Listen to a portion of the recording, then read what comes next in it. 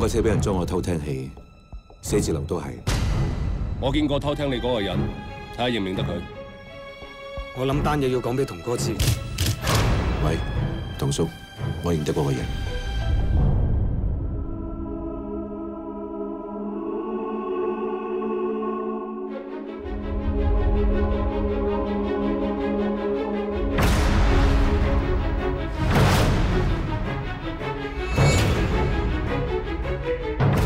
今日收市前我要5000萬股749。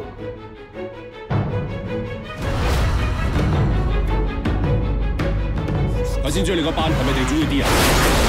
查到地主會啦，查到做唔做嘢啊？嗱，你啲貨賣唔賣？你話俾我聽，我老婆喺邊度，我賣俾你。我點知老婆喺邊啫？我冇時間啊！